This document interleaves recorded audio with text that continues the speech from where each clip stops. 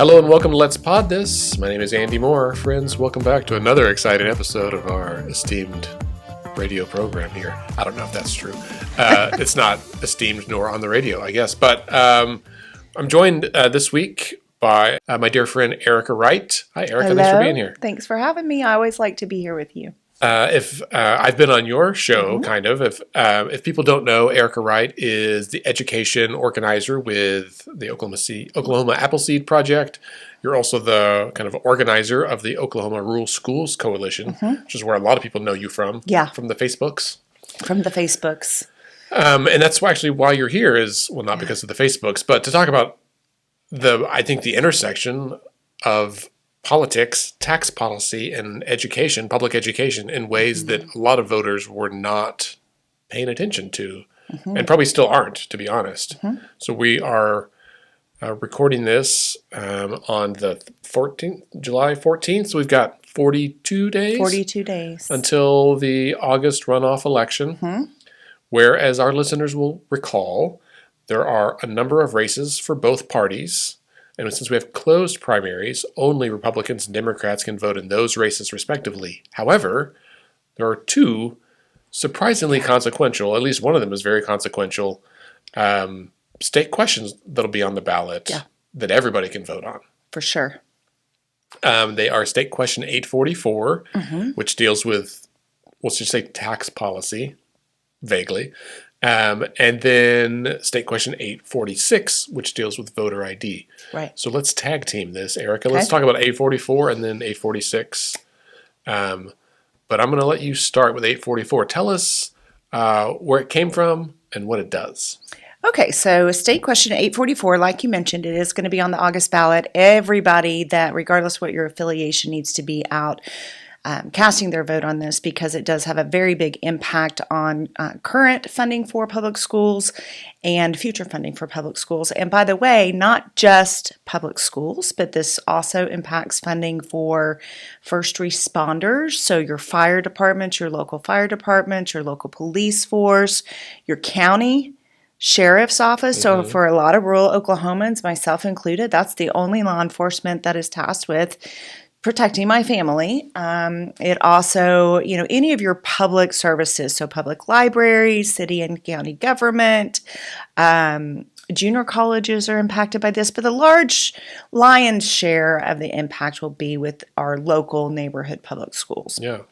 And so a little bit of history behind what brought us to today. So first of all, State Question 844 is, I don't know what the technical term is, but it's not citizen-led petition, right? Legislatively referred measure. Legislatively referred measure. I think this is just to quickly interrupt you.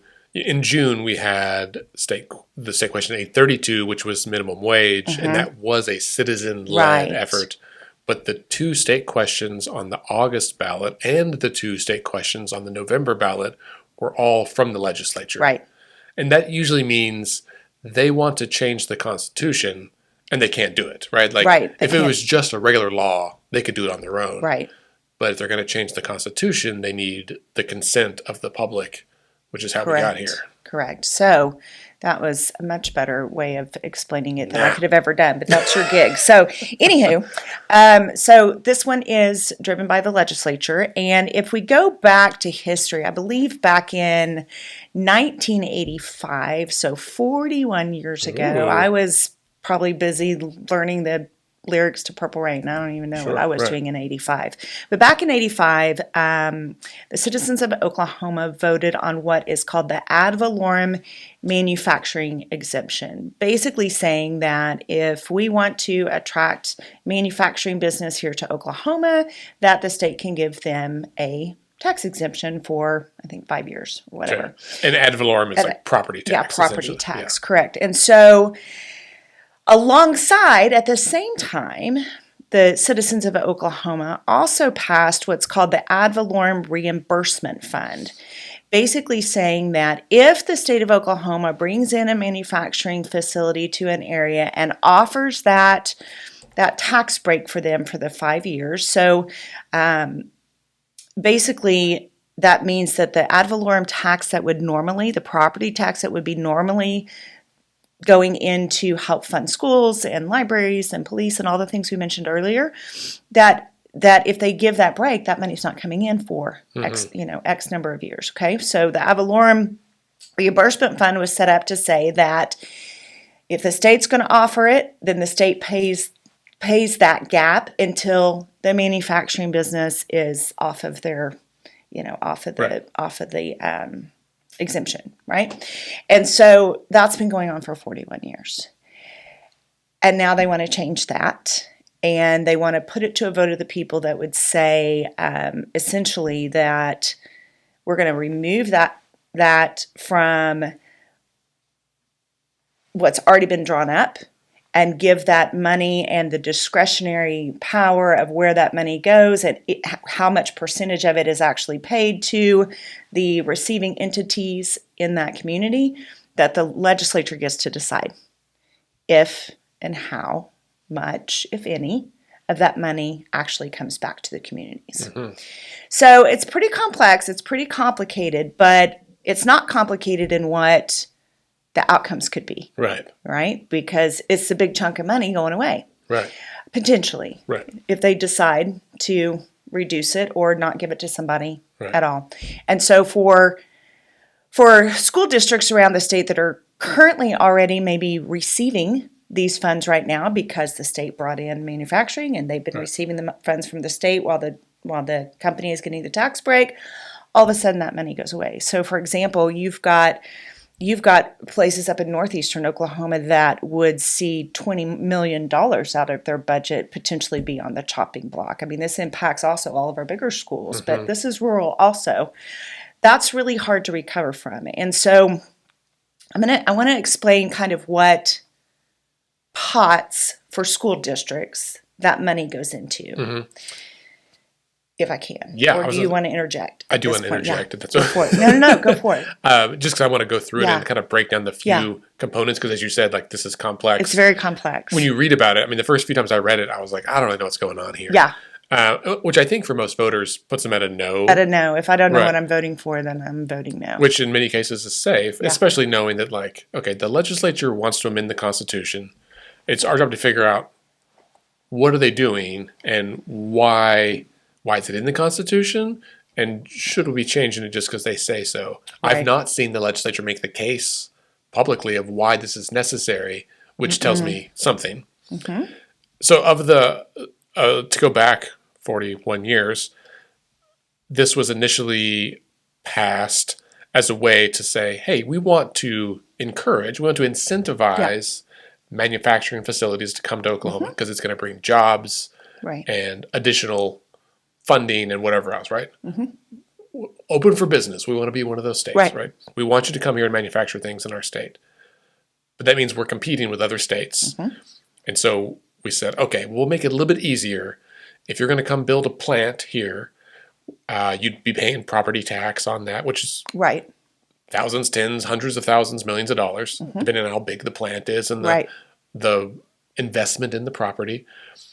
And so rather than you pay that tax for those first 5 years, we want to give you a little break to get going, and we're going to like discount those taxes for the first 5 years. So you pay no property tax in exchange for you coming to our state. It's like one of those, I think our listeners are smart people and then familiar incentives. And so that's the part of it. But as you said, that means that without that property tax coming in, then we're out that money. And because the incentive is offered by the state government, we don't want to punish local government for the state's decisions, right?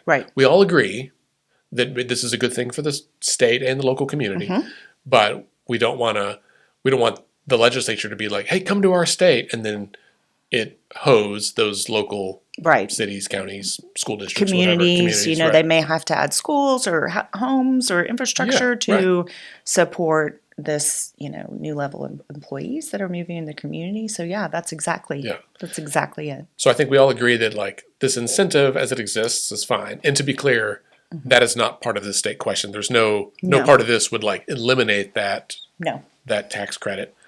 The part that is at stake here is how does the state reimburse those local governments? And exactly. Right now, it's a like a flat rate, like it's the same across the state. So I whether think it's one. Let's see.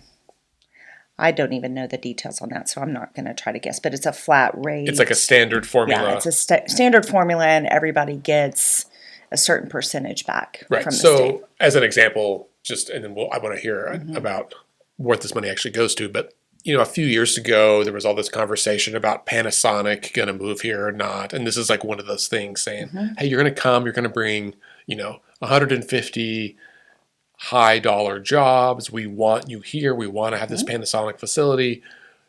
Here's our deal. No property tax for 5 years, and then whether you build that Panasonic plant in Tulsa or Wewoka or Right. Idabel or Bethany or whatever. Wherever. There's no way they could put that in Bethany, but you know what I mean. Piedmont, like Right. no matter where it is, at whatever rate that community would be affected, they get reimbursed 100% of the Right. tax they would have lost. Right. Even Steven. Even Stephen. Okay. So now this would change that. And I guess just leave it up to the I mean, it would leave it up to the legislature. So yeah, that's exactly which has what never they gotten do. bad for our state. No, that's never. I mean, that's not a bad idea at all. I Let's hate open saying up the that, cookie but it's so jar. true.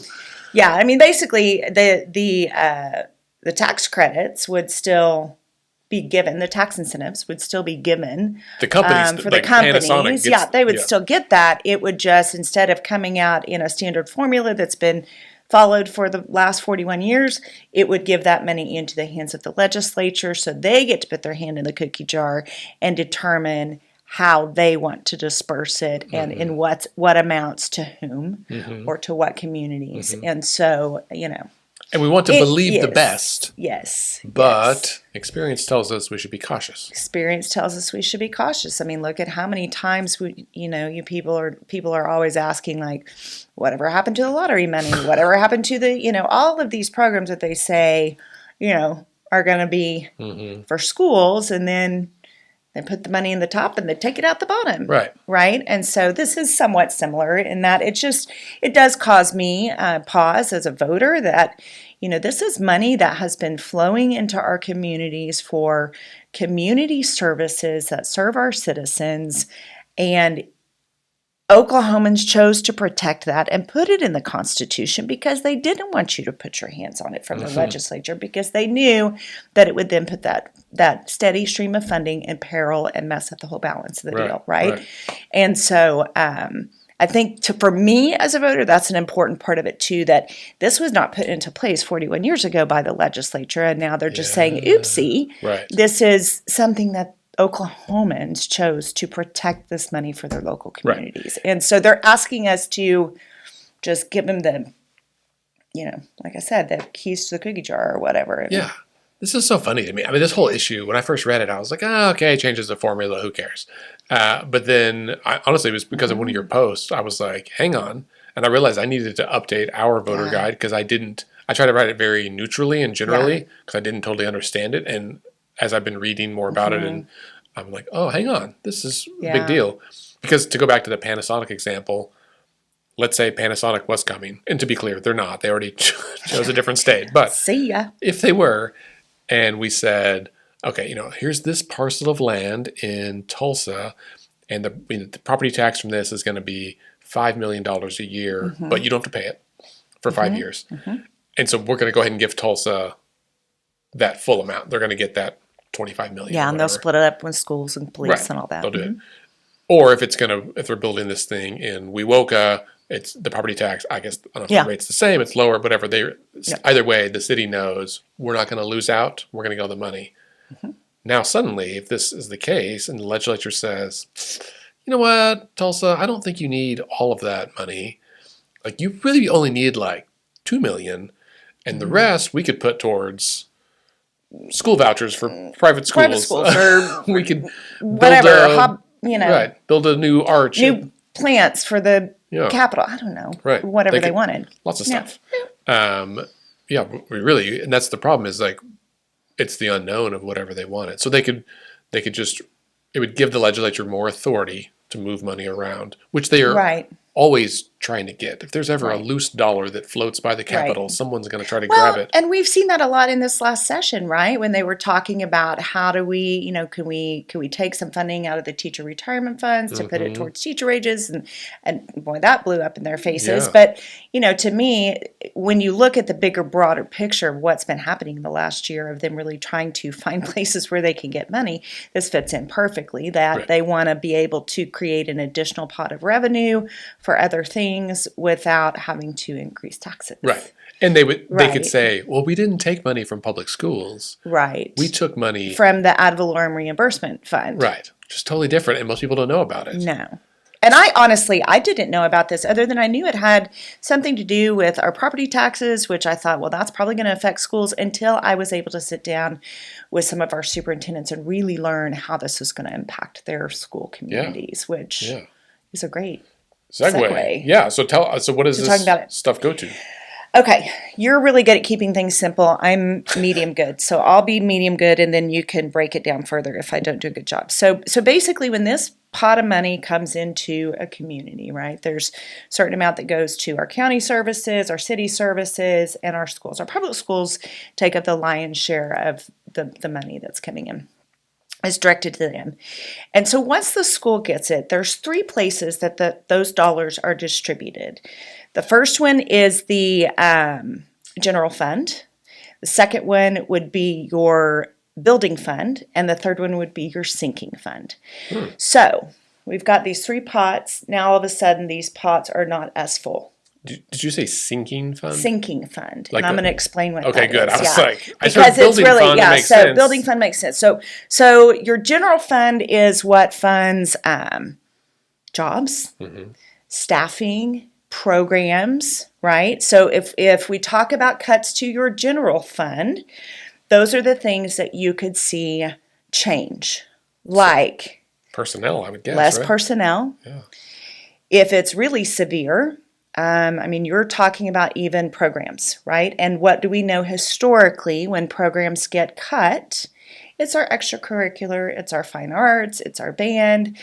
God forbid, it could conceivably even impact athletics if these dollars are not coming in. So that's if you lower your general fund straight out of the gate for the districts that are currently on this right now, they're going to see a huge cut to their general fund. So people are going to lose jobs, and you're going to see changes in programming for kids. A second one is your building fund, and that's for all of your maintenance and security and utilities and things like that. So you would potentially see reduction in safety, not like SRO safety, school resource officers, that type of safety, but just the ability to keep your building safe and maintained, and the air conditioning working well, and all of the lights on, and all of the stuff that make us comfortable and safe in an environmental standpoint, that could be impacted as well. And then the third one is the sinking fund. So the sinking fund is where school districts have their long-term capital debt. Right? So for like their bond elections and stuff like that. And so where this gets tricky is, and I'm probably going to screw this up. I'm going to flip this over and get my notes so that I make sure I don't screw this up, because this is the most complex of them all. So if the assessed valuation were to decrease for that district because of a reduced payments from the ad valorem reimbursement fund, it would cause a shortfall in that sinking fund. By law, when you have a shortfall in your sinking fund, you have to turn around and charge that back to your community by increasing their property tax to pay off the debt. So districts that have a large amount of money because they've done a great job of developing, manufacturing in their area, and they rely on this money, all of a sudden it goes away and they're in the middle of paying off a bond. They can't pay it back. They can't pay it back. The next year, everybody splits that bill to pay it back. Right. So your property taxes are going to shoot up, and then eventually, once you get it paid off, they'll eventually go back down, which also impacts which also impacts your ability to get future bonds. Right, Or right. if your place is, if your community is growing because you're bringing Yeah. in more jobs, Right. you might need more schools. Right. But you can't do a bond because you have faulted on Right. your debt. Your credit score went down. So basically, that is a very, very concerning thing especially for the districts who are currently participating heavily in getting these reimbursements from the state. The other, probably the biggest concern that should concern all Oklahomans. So all of these things would impact, like I said, the people who are currently utilizing it, right? And then it would impact just, vision, looking forward, being able, our communities willing to bring in, are they willing to take a 5-year hit to bring this in? Like, it just kind of screws up that whole cycle of the future economic development of our communities across the state. But here's the big deal with the school funding that impacts everyone. So right now, the schools that are participating in this program quite a bit are typically, a lot of those districts are districts that are called off the formula districts. Mm-hmm. So this is kind of hard I'm really stretching my mind to describe this verbally, but anything to do with the school funding formula requires it's stretching your mind. Yeah, it's very complex. But we actually have a really good, equitable, balanced school funding formula. We just don't fund it. That's another podcast. Anyhow, so basically, in Oklahoma, in the state funding formula, there are 3 ways. So let's just say it's not $10,000, but just for the ease of math, say that each child this year, the goal is for each child to get $10,000 towards their education, the per pupil funding. Mm-hmm. So based off of where you live, that's going to be made up of different percentages of local ad valorem, property tax, then everybody gets federal dollars, right? Mm-hmm. And then the state fills in the rest. So if you live in, say, Deer Creek and your property values are really high and your district is pulling in a lot of money towards that $10,000 for you as a student, mm-hmm. then the state has to, maybe they pay for 80% and then the state fills in 20% mm-hmm. and you hit that total. Yeah. But in a very poor district, it's the opposite, right? So you have districts that are not pulling in a lot of ad valorem, and so the state has to pay a whole lot more for those children mm-hmm. to fill in that gap. But then you also have districts that are called off the formula, meaning that their ad valorem receipts are way past that 10,000 marker or whatever it's like. So they don't need the money. They don't need the money from the state. They are independent from the state for funding because they're doing really well with economic development in their area, manufacturing, all these things that are going on. And so all of a sudden, if you take those dollars away, they come back into the formula.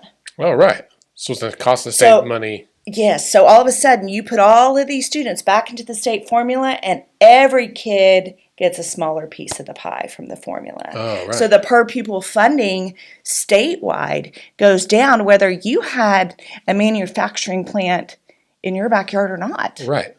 So it really should be a concern for everybody in this state that supports public schools, because it's not just what impacts your district or doesn't impact your district today or even tomorrow. It's that this whole ball of wax could really have a negative impact statewide on the entire funding formula. If those districts have to go back into the formula because they can't pay for everything with their local taxes because they're not getting the money. Right. That's wild. Okay, so my head is spinning, Erika. It's a lot because the school funding formula, I wish, well, sidebar, we are getting ready to put out a research report on the school funding formula from Oklahoma Appleseed that'll be written for the public so that we can start teaching the public how school funding works, kind of 101. Yeah. But it makes your brain hurt. Yeah, someone told me really one time that I think it was a joke, but they said you could get a PhD in the school funding formula. And I thought they just meant it was really complex.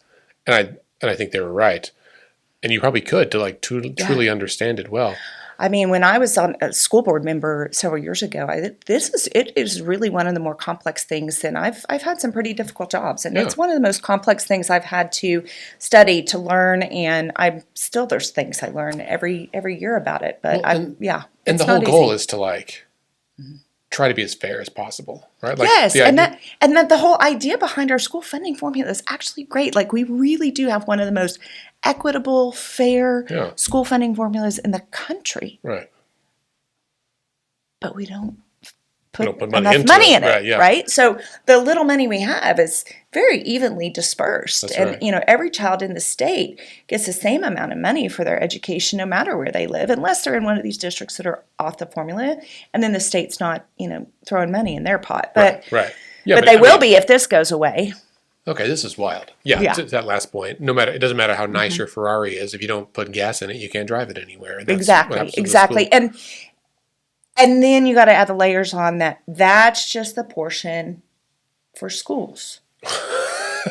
Right. Right? But then, I mean, again, like, Fire man, if I'm departments? calling 911 where I live out in the middle of nowhere, Yeah. that unless the sheriff's deputy happens to be close by, it's going to be a while. Mm-hmm. If I want to call an ambulance service, because this impacts EMS services as well, and you're in rural Oklahoma, Yeah. and now they only have, 2 drivers or whatever. Like, this is impacting a lot more than just your public schools. That part was just the school part, but you've got, law enforcement, your sheriff's office, your firefighters, your volunteer firefighters, all the things.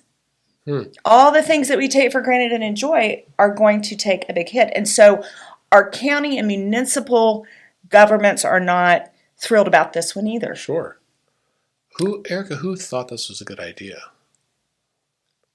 That's a great question, and I am not sure whose name was I on don't the know. Senate. It was a Senate joint resolution, Yeah. so that tells me, without looking it up, I don't want to say names, whose names Sure. was on it, but you don't really get a joint resolution going through unless it's being pushed through leadership. Yeah. I mean, my question was more rhetorical than anything, but Yeah. because the more I learn about it, and there's a good chance that members of the legislature didn't fully understand this either, or they thought, Oh, sure. No, Or we the could- people who voted on it didn't fully understand. Yeah. I mean, I wouldn't have understood this unless I sat down and had to be walked through it 2 or 3 times before I fully grasped it. And unfortunately, that happens a lot, right? Like, we get these ideas and we push them through the sausage factory up at the state capitol, and then it comes out on the other end, and yay, we pass this, but they don't really spend a lot of time talking to the people that it's going to impact the most to see what are we missing and how will this impact you. But from everyone that I've talked to on this one, that really it's going to be impacted. I mean, it's really seems to be that the goal of this is to open up access to a funding stream Yeah. that they can transfer somewhere else. I can say, looking at this, that I can see where you could frame it as like, hey, listen, a big manufacturing facility is going in somewhere, and it's going to be a huge windfall of new property tax dollars for this community, right? Right. Big new place, lots of money, and it is like, I could see someone saying that's way more money than that community needs. Now that's Right. may not be the case, Yeah. but like they're going to say, hey, but what if we took that extra And gave it to and spread it it around out for everybody. And But- I could see where there's a whole lot of public policy, as I know that like, that doesn't sound very free market to me, though. no, it sounds real socialist, doesn't it? Right? It does. But like, that's probably why I like it. But like, there's not that I'm a socialist, but I like caring for one another, and Right. I probably watched too much, Disney's Robin Hood as a kid, and like internalized those. Yeah. But like, we should work together to try to raise everybody up. The problem is that this has no downside risk mitigation. Like, it could be okay, perhaps even marginally better than the current system, but the huge risk is that it's way worse. Like, there's right. there's no bottom. Well, and really, when you think about like lifting all, tide raising all ships, I mean, in a way, if a district does get a windfall because they've gotten this manufacturing facility, that does keep them out of the funding formula that's dispersed with everyone else. Yeah, And right. so, whether you hand it out this way or hand it out that way, Oh, right. everybody else is benefiting. And so I it is very interesting to me too. It did not escape me that there's been so much talk between proposed state questions about eliminating property tax, and we have elections going on where everybody's talking about eliminating property tax, and we've got state questions in November that are addressing property tax. That's like property tax, property tax, property tax. It's the hot thing right now. Yeah. But it's really interesting to me that when you dig into this, that if they do this and pull those funds away, that sinking fund default rolls back to those communities that are going to see their property taxes skyrocket. Right. Because they would pass this to save property tax dollars. Oh my gosh, it's just a shift, right? It would be. I don't even know that it's a shift, though. That's my thing, is if you get all of a sudden, you get a $20 million, you got $20 million you got left to pay on your bond. Right. And you got to divide that between 6,000 people. Yeah, it's a big chunk. That's a way the heck more of a drive up in your property taxes than anything in these other things is going to save you. Well, that's what I mean. It's a shift from the corporations who are the manufacturing facilities. They're saving money. Like, they're the clear winner here. They're not paying property tax Either for 5 years. They're paying either way it goes. They're set. So that's what I'm saying. Like, they're winning in this. But the risk is, instead of the corporation paying their fair share for the property tax, we are potentially or inadvertently might require regular people, taxpayers, to foot the bill. It's like, hey, I know the corporation's supposed to pay this, but we want to give them incentive, so you got to pay more. And I don't know an Oklahoman in the state who would say, I'm okay paying more property tax so that some big corporation can they'll be like, send them down the road. Well, and the other thing that I learned in doing this is that, when this passed in 1985, it had a fairly narrow definition of what constitutes a manufacturing facility. They were like, these are the kinds of manufacturing facilities. But that list has been expanded repeatedly over time. Over the years. So now it includes data centers. And I was like, yes, it does. Sure. Yes, it does include data centers. The big companies that are benefiting from these manufacturing, I'm using air quotes because Google is not manufacturing anything. They're not really data. But it's our data. It's our data. Yep. But like, if Facebook or Google or OpenAI and these companies come in and build a data center as a manufacturing facility, they're not paying property tax. So like, and your community may not be benefiting from it at all. You might lose your water. You might have to pay. You might have to pay for them to come. There's all this stuff where it's like, hang on. Yeah. Let's look at this. I feel like someone's getting hosed, and it's always us. Yeah. This is well, wild. and I mean, I'm not typically one for any type of aluminum fashioned hats on my head, right? Like conspiracy theory. But, there is that concern when you think in there, there's a lot of people, there's a lot of talk in the state with voters and on media about data centers and what those mean for our communities, what they mean for our environment. Right. And it's been very interesting for me to watch this, step back and watch it from a 30,000 foot view of, the upset and the fear surrounding data centers is not a partisan thing. Like, it is across the board. Yeah. And now, I don't know, this just seems like it adds another little shady layer to all of that. Like, okay, so you want to give these companies this big break, and you want us to pay for that twice. Right. It is funny that all those conversations about how does that work? And then, I don't know. I'm not smart enough to connect all those dots. But to me, and maybe I'm just over hyperreactive to anything the legislature does because it's just every year there's something. But I don't know. It just doesn't make a lot of sense to me to ask Oklahomans to pay twice. No, I have, or thrice. If they're having to pay for increased, property taxes too. Or utility rates or whatever else. Or whatever. And, between data centers and this, aluminum smelter and Inola and all this stuff kind of comes together.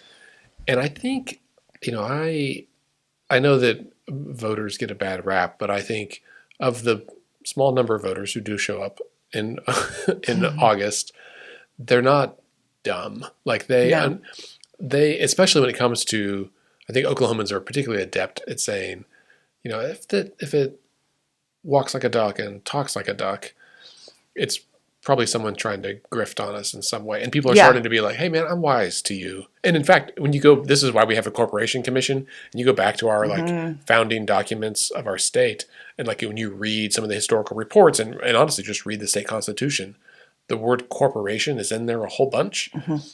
And it really was the framers of our state constitution and the voters who were approving the constitution were very guarded against corporations pulling one over on us. And so there's all these, this is why our constitution is so long. So long. It's like the longest one in the nation, I think. Because we want to put all these protections in there for people. And I think, golly, if ever there's a need for consumer protection, like this is it, because things are moving at a rapid pace. Yes, and we're getting hit everywhere. Like I was bemoaning to some of my staff this week about how many subscriptions we have to pay now. Like you used to be able to, even for like a PDF reader application on your computer, Adobe Acrobat, like you used to be able to download it for free for a long. You probably still can, but it's like a very limited version. Yeah. But I was like, I pay a subscription every year for all this stuff. It's crazy to me.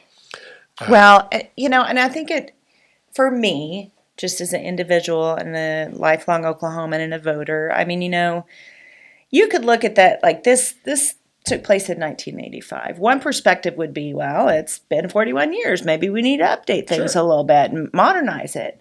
Or you could also say, things really haven't changed. And this was a really wise thing for them to write in when they did it to constitutionally secure and protect those funds for the most important services in our communities, because they had the foresight to say, this is 1985. I'm not going to trust whoever the legislature is in 2026 to continue to put the money where it's supposed to be. Right. And so that's my perspective on it is, I think they were pretty wise. And I think this was a really good thing for them to put in.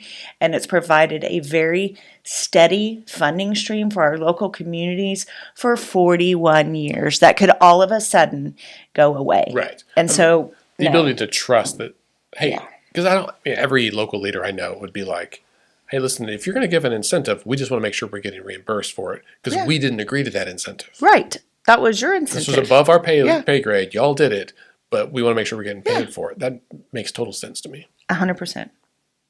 Okay, so I'm a no on state question 844. I am a no.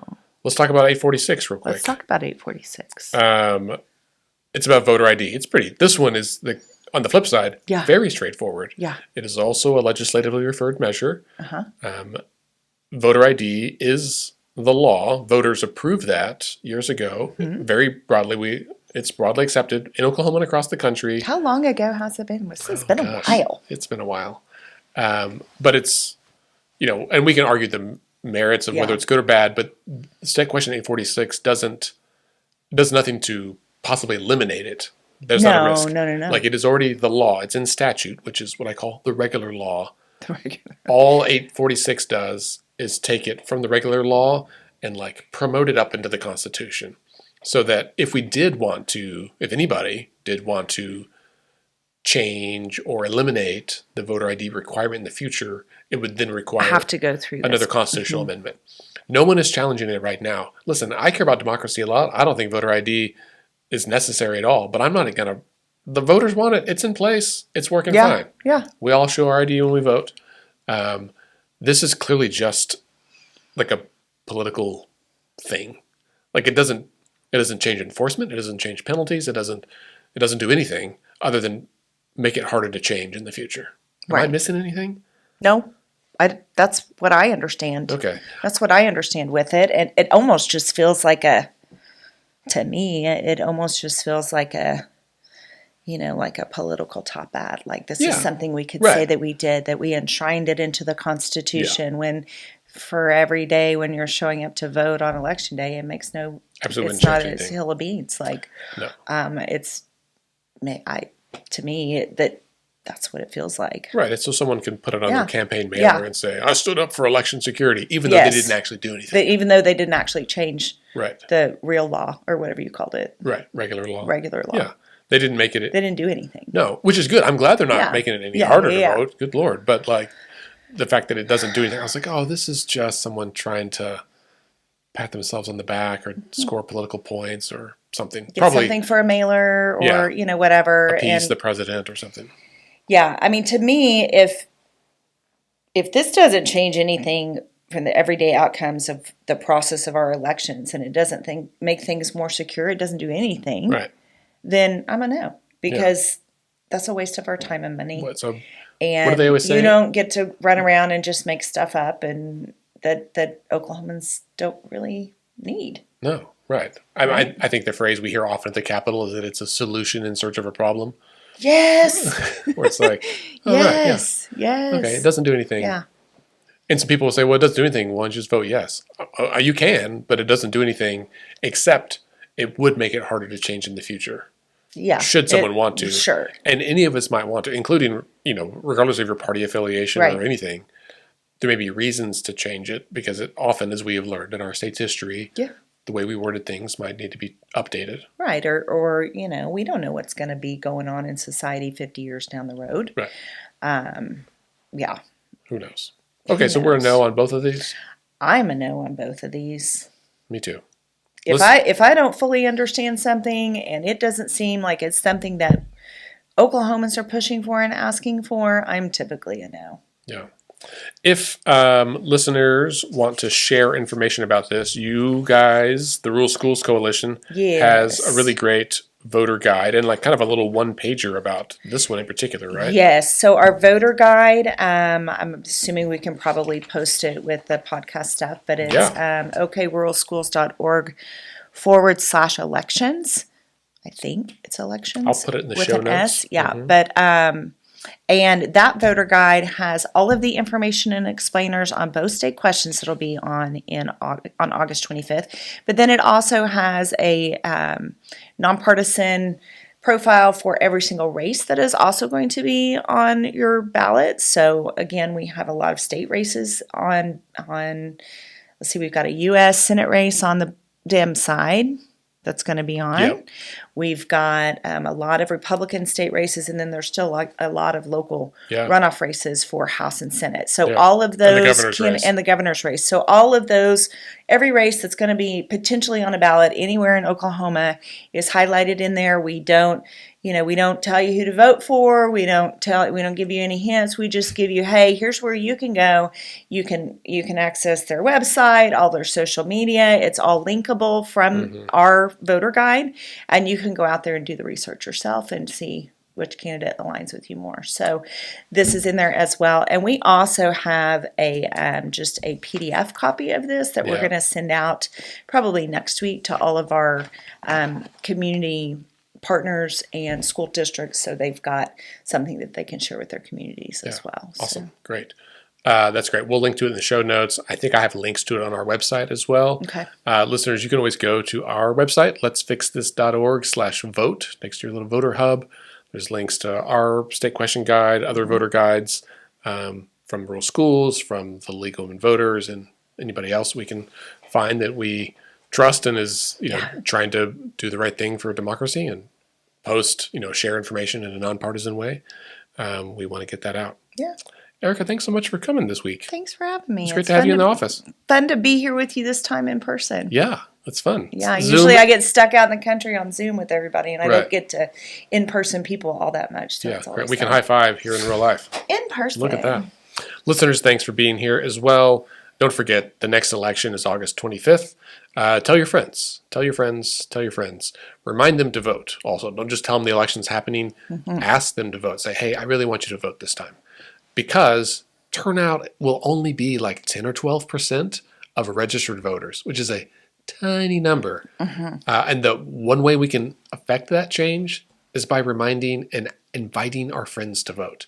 Most people never get asked to vote. No one ever asked me to vote. Nobody ever asked me to vote. And they probably know we're going to vote. Well, but prior to me doing this, I thought Right. I thought if I showed up every other November, I was rocking it. That's right. People who say, didn't I know. vote every time, every November. And it's like, oh, honey, you've got no, like no, a no, whole no, bunch more. This is one of those, oh, honey, elections where the decisions that are made on these state questions and on all the candidate races will 100% be determined by who shows up, right? And if you are someone who feels disaffected by your government, you feel left behind, you feel like nobody cares about you, you are definitely the kind of person we need to vote, because that is not true. It is only true if you don't show up. If you don't show up, you are left behind because you didn't cast your ballot. So, And I the only thing I would add is this one in August is what I would say sounds dramatic, but I believe it. I think this is one of the most consequential elections for public schools yeah, that we've had in the history of elections that impact public schools in a very, very long time. There's a lot at stake, this and other statewide races, Yeah. that will really impact which way our schools, if we continue on the trajectory or if we start to dig back out to where we deserve to belong. So it's very important if you are a public school parent or just a community member. I mean, they're the heart of our communities, right? And so if nothing else, get out there to support your local public schools in this election as well. And a lot of school districts will have bond elections on the ballot too. oh, really? Yeah. Oh, yeah. We should have a whole episode about that, just because people don't understand. And there's like a higher threshold. Like, it's a lot of Yeah. things that go into it. Did it get 60% to pass? 60% they have to pass. Which means, like, when low turnout happens, it really takes more people showing up with the purpose of saying yes on those bond elections. For sure. And we've seen it happen in school districts where the bond didn't pass and they couldn't do like roof repairs. They couldn't build schools they needed. And then parents were all upset that, like, well, nothing ever changes. It's like, well, you voted no, man. Right. Like, this is how we have to do things together. So Yeah. we gotta do the thing. You got to do the thing. You got to show up. Be an American. That's right. Vote. All right, listeners, do the thing. Do the thing. We'll see you next week. Bye.